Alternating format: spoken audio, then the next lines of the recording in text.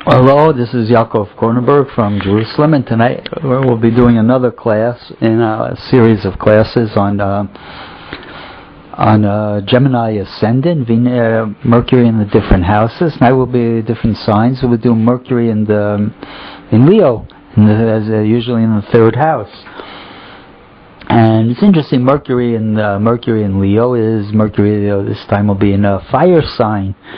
Right, the sign of creativity, the natural sign of children and creativity. And so when a person's got Mercury in Leo in the third, it gives them a tremendous amount of creativity, not only from the side that the sign Leo, Mercury is in the sign Leo, which attaches creativity to the mind. It makes the mind very creative, very good mind. But Mercury itself is going to fall in the third house, which is the house that it naturally rules.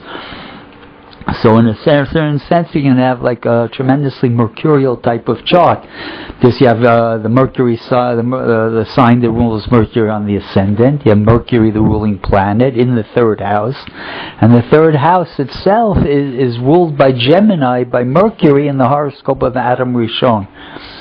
So it's going to be a tremendously very, very fast, very good mind, very quick, very observant, always has the answers to the question. Excellent position for a person who's going to be in the arts. Or in writing. It's a very, very creative chart. Mercury in Leo, creativity, and the third house rules all it rules writing, theater, dramatics, all sorts of stuff like that. So a person who has the third house very, very strong is going to be in all those areas of life, right? Especially if you got Mercury ruling the chart in the third house, there's going to be a strong interest in writing, communicating. Very, very, very powerful chart for writing and communicating, and for different arts. Tonight we're going to look at a chart from one of my clients. Actually, this one you can't find on the internet, but it's an interesting chart, so I'll show you that. And let's look at it now. A person is a girl. She's only about 14, 15, but she's a Gemini rising, and she's got 3 planets in the third house. Right, she's got the Mercury in the third house, and it's almost exactly conjoined to Venus, which I think we saw in a class recently. John Steinbeck, the famous author, right? He had that, and again, it's a sign of a tremendous literary ability, because Mercury rules the mind, the writing. And Venus is the arts and beauty, and when you put them together, you get a tremendously creative writing talent, and especially in Leo. And also Mars is in her chart, also connected to those 2 planets. And when you have all 3 of those planets together, Mars adds drive, determination. And so it's going to give the person a lot more push than normal when it's connected to the ruling planet.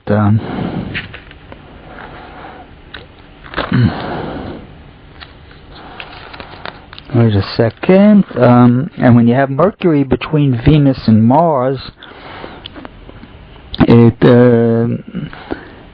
can be writing about love even. The other person can write a lot of love stories and things like that, because Venus-Mars is, what do you call it? Venus is the female principle, Mars is the male, and always when they're together it brings a lot of passion and romance and stuff like that. And when you have Mercury in between, it brings an intellectualization of these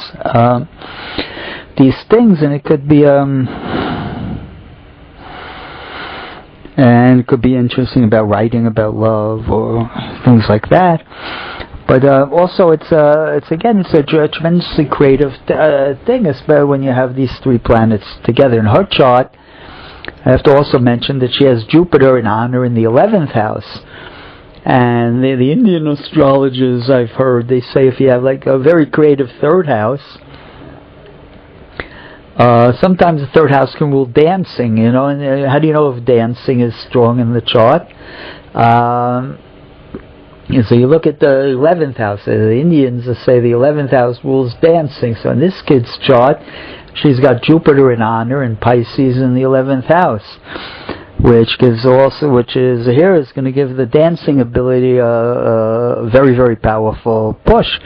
She's got the 3 planets there in the third house, and she's got Jupiter there in the 11th, which is going to increase the dancing ability. And in truth, she's studying now to be a professional dancer. She has tremendous talent too. She was just a star in a play, in a dance. They made her the star of the show, and so there's a very strong artistic ability. In her chart, since she's got those 3 planets in Leo, we always say you got to look at the ruling planet, right? So when her ruling planet is Mercury, so you have to really look at the dispositor, Mercury being in Leo. So you look at the dispositor, the planet that rules Leo, and that's the Sun. In her chart, she's got the Sun right on the 4th house cusp, which is going to be, again, it's exactly opposite the 10th house cusp, the career. But on the 4th house cusp, it's more connected with the home. So there could be a period in her life where she'll maybe less intense career work in order to devote herself to her family. Is a distinct possibility in this chart, but you'll see that when you have the Sun in the 4th house, again, it brings a lot of success, but a little bit later in life, not always in the early part of life.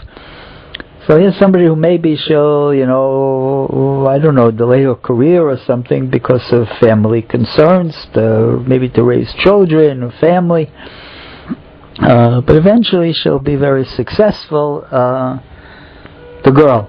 So you always have to look at the dispositor also of the ruling planet. It plays a key role in the chart. And sometimes you can look at the dispositor of the dispositor, right? And my teacher used to say there's 3 periods in life. The person starts off with the ruling planet, and then about a third of the way through life, the dispositor takes over. The ruling planet gives itself up to the dispositor. Like in this girl's chart where the Mercury, the creativity, maybe will give itself up to the home. And then you look at where the dispositor is. In her chart, she's got actually the Sun is in Virgo, which is in the sign of Mercury. So they're very intricately So you see, she actually is interesting here that her ruling planet and her dispositor are in what's called mutual reception. The Mercury is in the Sun sign, and the Sun is in Mercury sign. So it's like they go together. You can't separate their actions. Each one is like it's an honor. It's like Mercury is almost like in Virgo, and the Sun is like it's in Leo. But in any case, it's going to add a tremendous amount of success to this girl's chart, right? You see that you got her ruling planet is in mutual reception to the Sun, which is going to bring her honor, and especially a lot of honor because the Sun is so strong, being exactly on the 4th house cusp. So it's a very, very beautiful combination of success. So here, though, you don't see a case where it goes to the 3rd degree. You don't see a dispositor of the dispositor. But next week we'll look at another chart, and we'll try to find one that has also a dispositor and show you how that also can play out. And I thank everybody for listening, and I hope they enjoyed the class.